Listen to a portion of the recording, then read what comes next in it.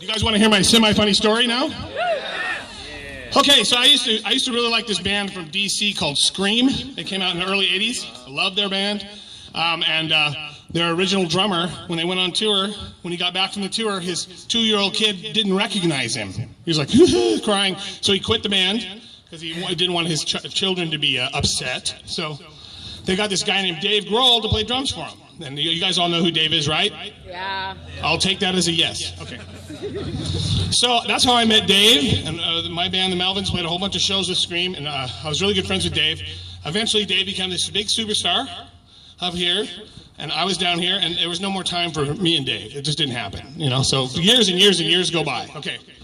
So well over a decade, I haven't spoken to Dave at all. Okay, so I see in the papers a few years ago that Scream is going to play in L.A., the original band. Well, I got to go to this show because I always like that record. So I go down there, and who's there? Dave. Dave's there. I haven't seen Dave in 10 years at least, you know. He's like, hey, man, here's my number. Let's exchange numbers. Great. Said, thanks, man. The show was great. It was really fun. It's great to see those guys, and had a good time. So then a week or so later, I text Dave, nothing. I text Dave again, nothing. So then I just put it away. Okay, that's cool. Whatever, you know. I'm busy doing stuff, you know. So Dave's busy. You know, he's certainly busy, I guess, you know.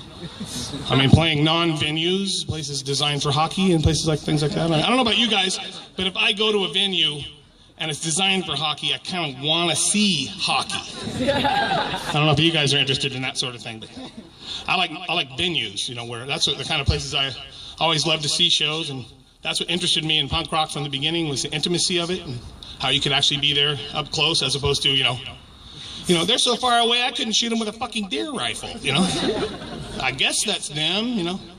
But if you're on acid and 16, it doesn't really matter, does it? You're just happy to be away from your parents for a long period of time, so it's all good. So all of a sudden, I'm standing in my kitchen with my wife. My cell phone rings. It's Dave. Dave's calling me, you know. I better answer this one. I answer, hello, you know, and it said, hey, it's Dave. Hey, Dave, how's it going? Well, I play in this other band. I don't know if you know, called Them Crooked Vultures. I was aware of it, but I hadn't heard it, you know. And like, oh, that's great. He goes, well, we're playing a show in L.A., and I live in L.A. He's like, I'd like you to come down and be my special guest. Oh, by the way, this is a story about how I blew it. I blew it. Majorly blew it. Okay. We're going to play a show. My band, Them Crooked Vultures, is going to play a show. I want you to come down and be my special guest. VIP. You can meet John Paul Jones. And I'm thinking, wow, maybe I could do Blow with John Paul Jones. All the stories, the shark stories, all the ones you've heard about Led Zeppelin and, you know, the devil and all that great rock and roll stuff. I was like, wow, that sounds interesting. I'm not really a big fan of those sorts of venues that they play, but I'd go, you know. And he goes, now this is how I blew it. He goes, here's the date. I go, oh, shit, man. I'm sorry, but I got Dodger tickets that night.